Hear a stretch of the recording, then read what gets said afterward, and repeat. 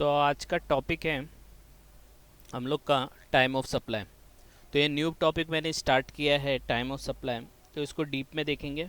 बाकी जो पहले हुआ था उसको हम लोग बाद में कंटिन्यू करके फिनिश कर देंगे, लेकिन आज हम लोग स्टार्ट करेंगे टाइम ऑफ सप्लाई। तो क्या होता है टाइम ऑफ सप्लाई और क्या क्या इसमें मतलब टाइप में है वो हम लोग देखेंगे। तो सबसे पहला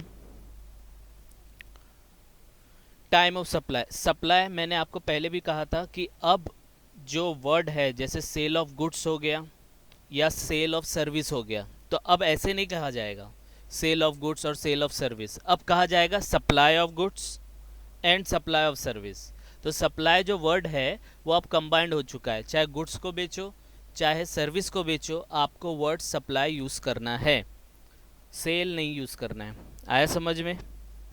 तो टाइम ऑफ सप्लाई, तो सप्लाई तो हम लोग को समझ में आ गया, वो गुड्स भी हो सकता है वो सर्विस भी हो सकता है। लेकिन टाइम, तो जो आप गुड्स बेच रहे हो, जो आप सप्लाई सर्विस दे रहे हो, उसका टाइम क्या है, तो वो हम लोग को निकालना है।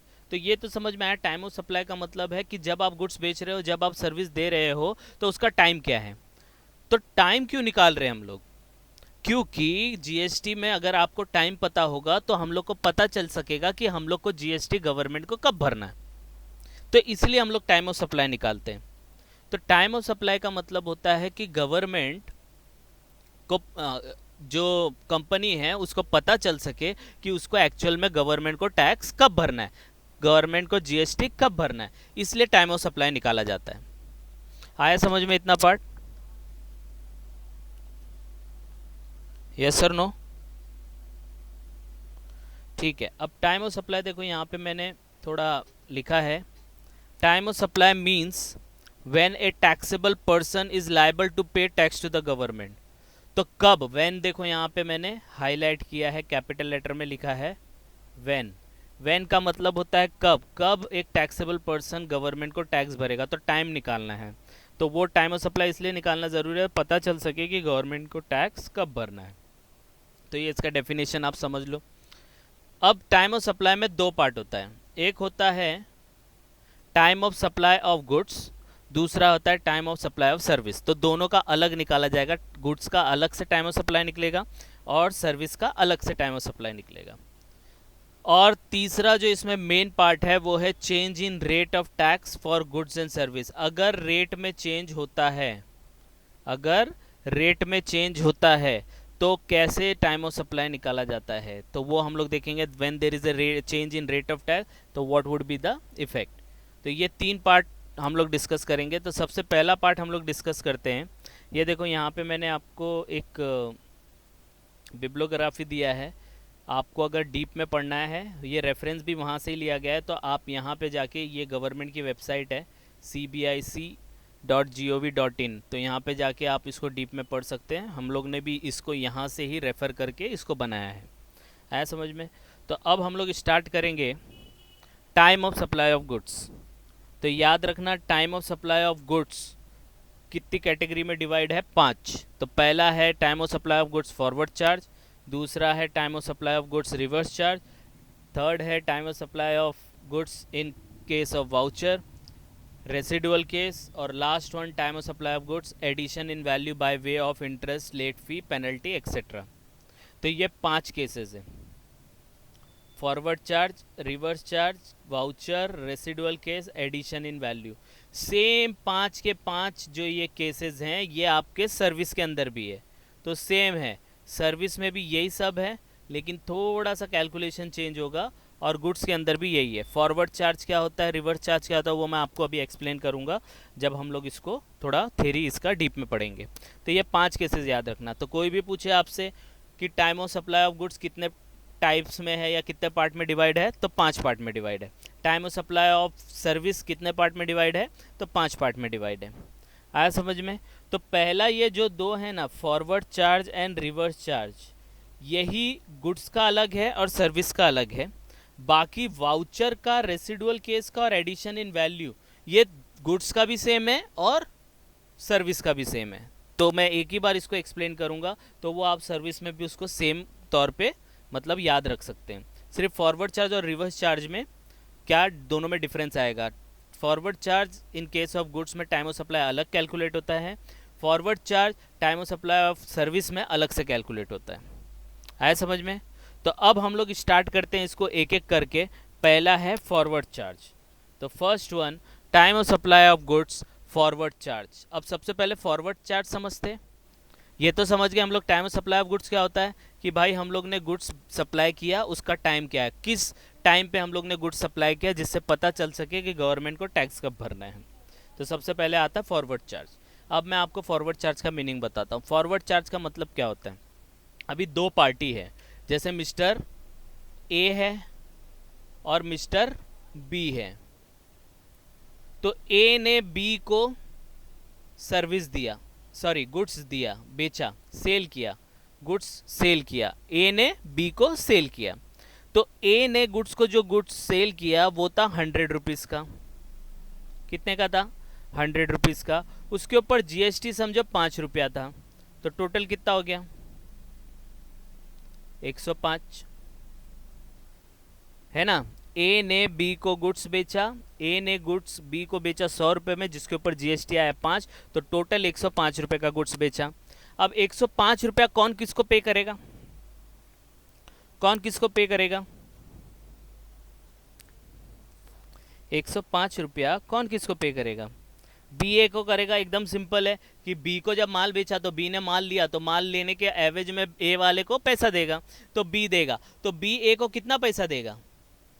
पूरा 105 देगा, है ना। 100 थोड़ी देगा, जीएसटी के साथ देगा ना, पूरा 105 देगा। अब ए क्या करेगा? ए 105 रुपया अपने पास रखेगा, उस 105 में से 100 रुपया तो खुद एंजॉय करेगा, और 5 रुपया किसको दे देगा?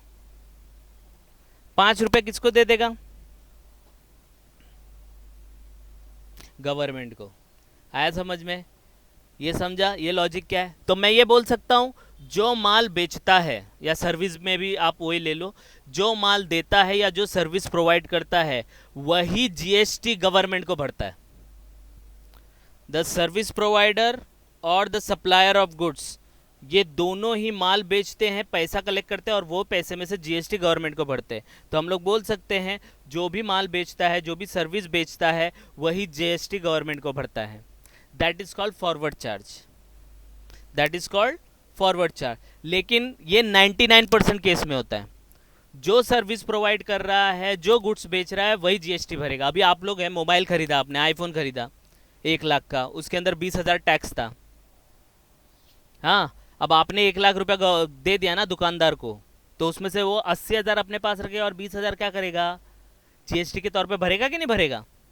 तो जो वो माल सप्लाई कर रहा है तो वही जीएसटी भरेगा। तो ये याद रखने का, 99% चांसेस में, 99% केसेस में ये होता है, जो सेल करता है, जो सर्विस प्रोवाइड करता है, वही जीएसटी गवर्नमेंट को भरता है।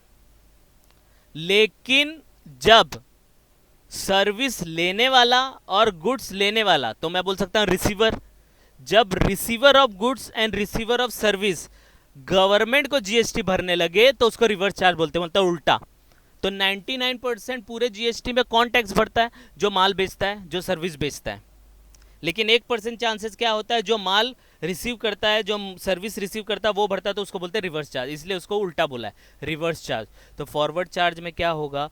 जो माल बेचेगा, जो सर्विस बेचेगा, वो गवर्नमेंट को टैक्स भरेगा। अल्टीमेटली वो कलेक्ट करके ही भरता है, लेकिन वही भरेगा। जो माल बेचेगा और जो सर्विस देगा, वही गवर्नमेंट को जीएसटी भरेगा। That is called forward charge. और 1% केसेस में क्या होता है, जो सर्विस रिसीव करता है, गुड्स रिसीव करता है, वही गवर्नमेंट को जीएसटी भरता है, तो उसको बोलते हैं रिवर्स चार्ज।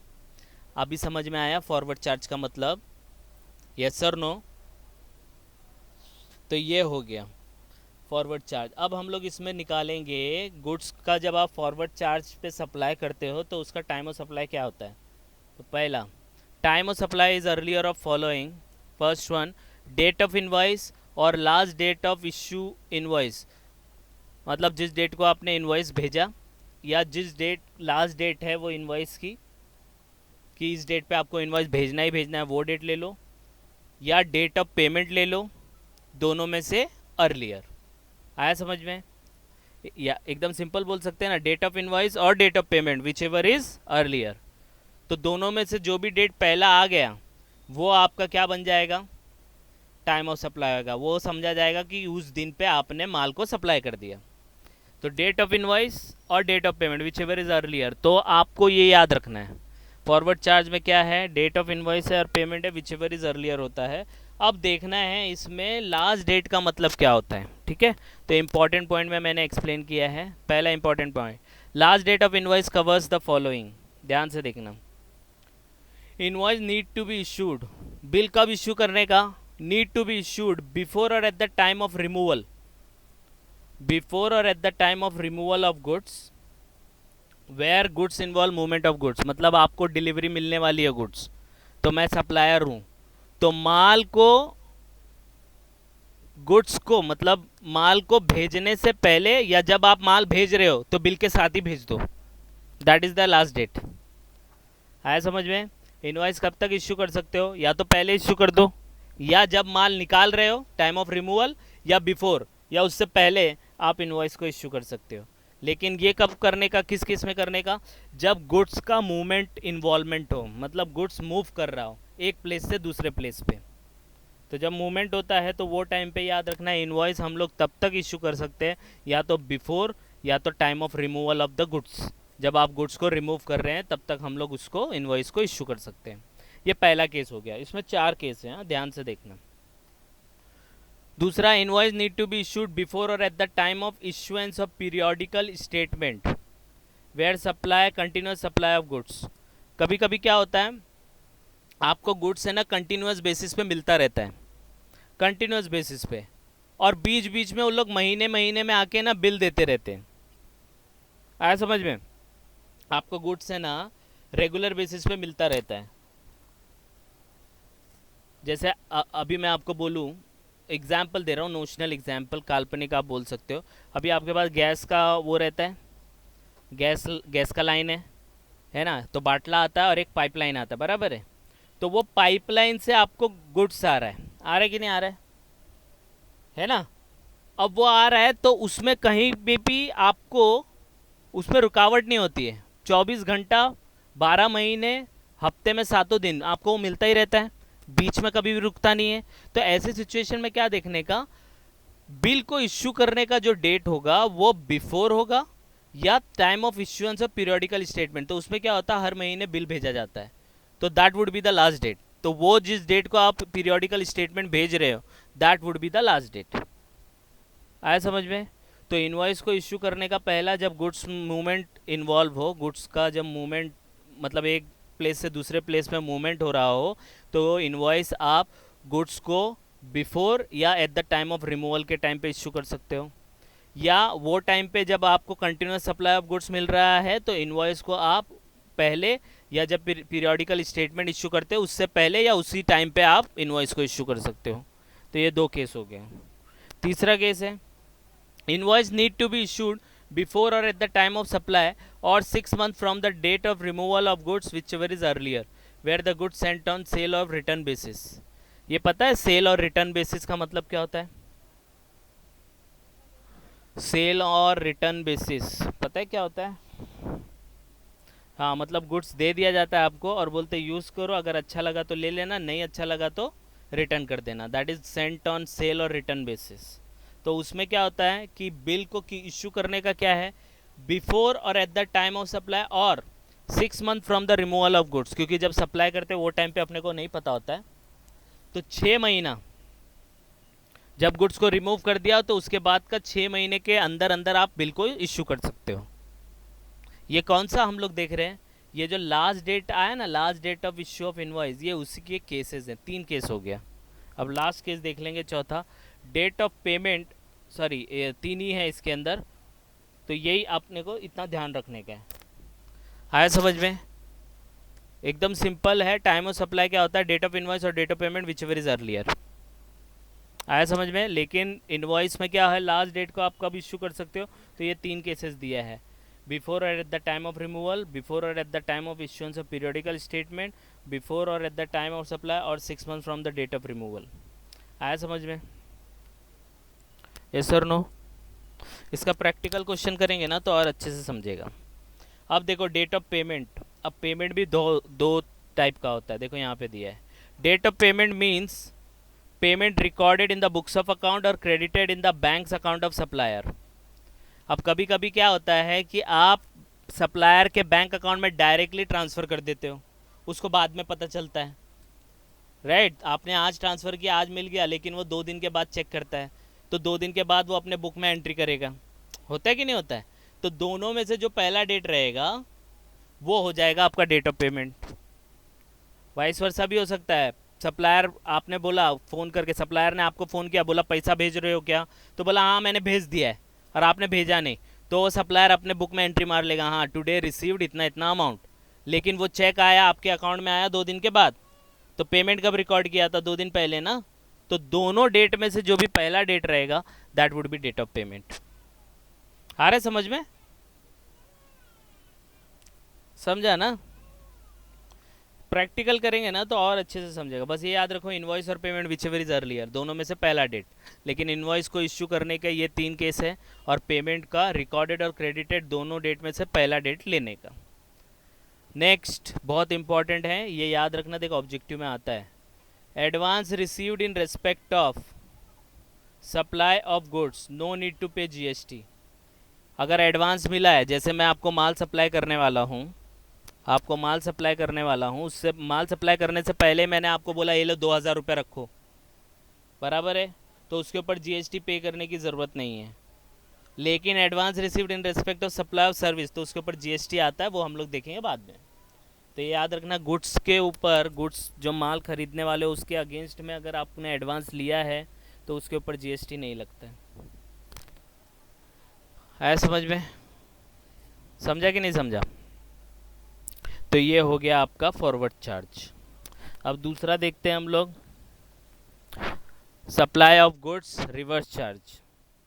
तो फॉरवर्ड चार्ज बताया, दोनों में डिफरेंस क्या है? रिवर्स चार्ज में, फॉरवर्ड चार्ज में जो माल बेचता है, जो सर्विस देता है, वही जीएसटी भरता है गवर्नमेंट को। लेकिन 1% चांसेस होता है जो माल खरीदता है, जो माल रिसीव्ड करता है, जो सर्विस रिसीव्ड करता है, वही जीएसटी गवर्नमेंट को भरता है, उसको रिवर्स चार्ज बोलते हैं। समझ में आया ना? तो अब इसमें क्या होगा, time of supply is earlier of following, तो इसमें भी अर्लियर है। देखो पहला, date on which goods are received, 31st day from date of issue of invoice, date of payment. ये बाय मिस्टेकली ऐसा हो गया। ये 3 डेट याद रखने का, रिवर्स चार्ज में ये 3 डेट लेना है अपने को, ठीक है। पहला कौन सा डेट लेने का? The date on which goods are received, जब आपको गुड्स मिला। फिर 31st day from the issue of invoice, पहला क्या लेने का? Date on which goods are received, जिस डेट को आपको गुड्स मिला वो ले लो। फिर 31st day from issue of invoice, 31st day, तो 31st डे कैसे काउंट करने का? ऐसे काउंट करने का, counting of 31st day start from next day. Example, invoice date is 1st April, तो काउंटिंग कहाँ से स्टार्ट करने का? 2 अप्रैल से, और 31st डे तक जाने का। 30, 31, 31वां दिन कौन सा आएगा? वो होगा सेकेंड पॉइंट। आया समझ में? समझा कि नहीं समझा?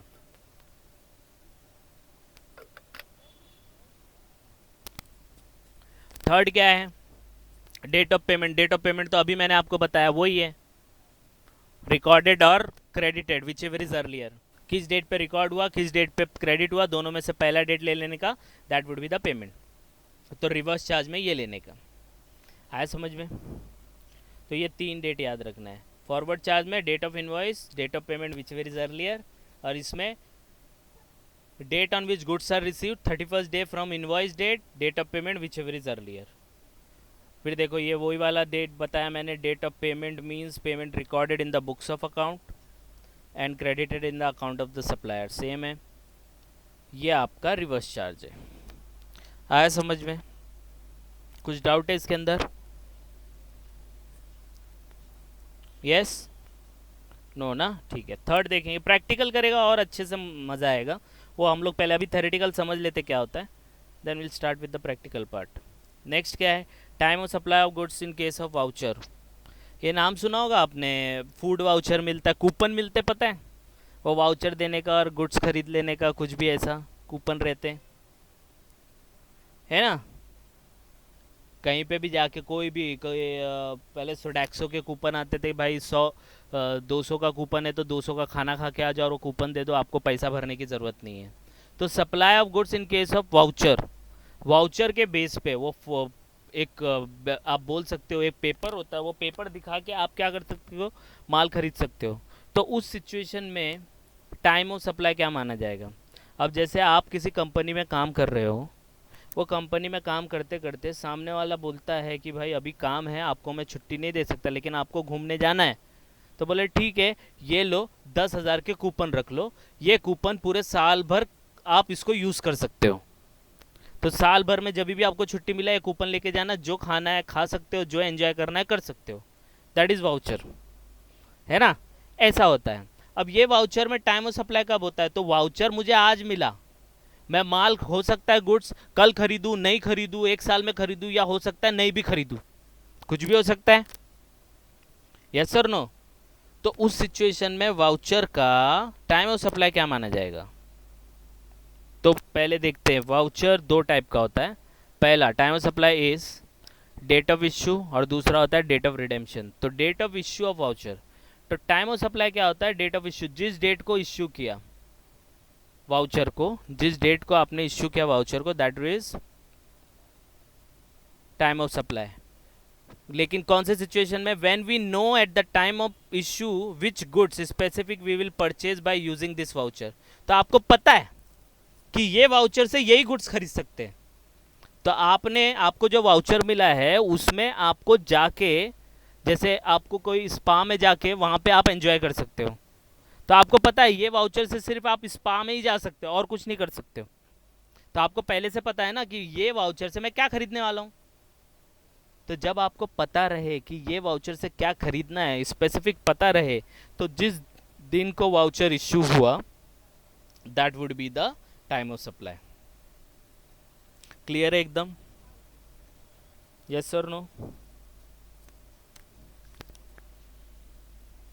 दूसरा date of redemption of voucher when, तो डेट ऑफ रिडेम्पशन, रिडेम्पशन मतलब जब यूज किया, तो उस डेट को कब माना जाएगा?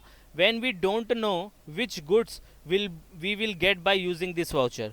तो आपको पता नहीं चलता है कि ये वाउचर से मैं क्या खरीदने वाला हूँ। तो समझो आपको वो वाउचर मिला, उससे आप मॉल में जाके कोई भी गुड्स खरीद सकते हो, फूड खरीद सकते हो, कोल्ड ड्रिंक खरीद सकते हो, चॉकलेट खरीद सकते हो, कुछ भी खरीद सकते हो। तो आपको पता ही नहीं है, आपको वाउचर मिला 1,000 रुपये का वाउचर है, 1,000 रुपया मैं खा भी सकता हूँ, गुड्स खरीद भी सकता हूँ, कुछ भी कर सकता हूँ। जब आपको पता नहीं रहे कि वाउचर किस लिए यूज़ होने वाला है, तो वो टाइम पे डेट ऑफ रिडेम्पशन, मतलब जिस डेट को आप ये वाउचर यूज़ करोगे, that would be the time of supply. Clear है एकदम? Yes sir no?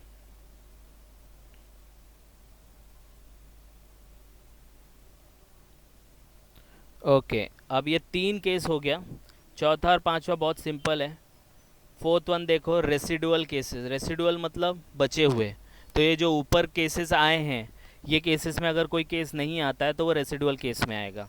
तो उसमें टाइम ऑफ सप्लाई क्या होगा? Due date of filing of periodical statement or date on which GST is paid.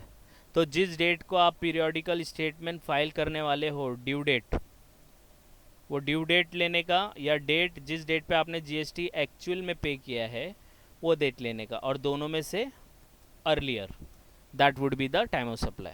तो रेसिडुअल केस में होता है due date of filing of periodical return or date on which GST is paid, दोनों में से जो अर्लियर होगा that would be your time of supply. इसमें कुछ है नहीं इतना, बस यही है। और last one, time of supply of goods, बहुत इंपॉर्टेंट है। In case of increase in value of goods by way of interest, late fee, penalty due to delayed payment. कभी कभी होता है ना, मैंने आपको माल बेचा था, याद है? तो माल बेचा था, 2 महीने में पेमेंट कर देना है, नहीं करोगे तो इंटरेस्ट लगेगा, पेनल्टी लगेगा, लेट फी लगेगा। तो बोले सर हाँ ठीक है, मैं आपको 2 महीने के बाद दे दूंगा, लेकिन 3 महीना हो गया, तो मैं इंटरेस्ट लगाऊंगा कि नहीं लगाऊंगा? लेट फी लगाऊंगा कि नहीं लगाऊंगा? पेनल्टी लगाऊंगा कि नहीं लगाऊंगा? तो पेनल्टी लगने से, लेट फी लगने से, इंटरेस्ट लगने से आपका वैल्यू का गुड्स बढ़ जाता है कि नहीं बढ़ जाता है?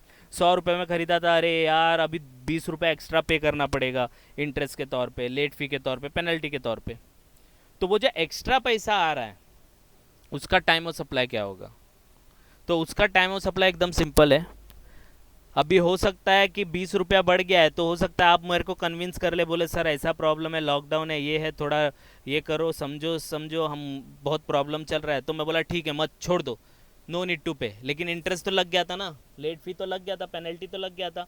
लेकिन मुझे मिला क्या? वो मुझे नहीं मिला। मिला क्या? नहीं मिला। आपने कन्विंस कर दिया ना मुझे, कि बोला सर ऐसा ऐसा प्रॉब्लम है, बोला ठीक है चल छोड़ दे, बाकी पैसा तो दे दे, तो आपने दे दिया। तो जब ये एक्चुअल में आपको मिलेगा, इंटरेस्ट मिलेगा, लेट फी मिलेगा, पेनल्टी जिस डेट को मिलेगा, that would be the time of supply. नहीं मिलेगा तो टाइम ऑफ सप्लाई नहीं आएगा। आया समझ में? तो देखो यहाँ पे time of supply is the date on which such increase in value is actually received by the supplier. आया समझ में? The date on which such increase in value is actually received by the supplier. तो जिस दिन आपको ये actually मिला, तभी वो टाइम ऑफ सप्लाई माना जाएगा। नहीं मिला तो छोड़ देने का। आया समझ में? तो दिस इज द केस।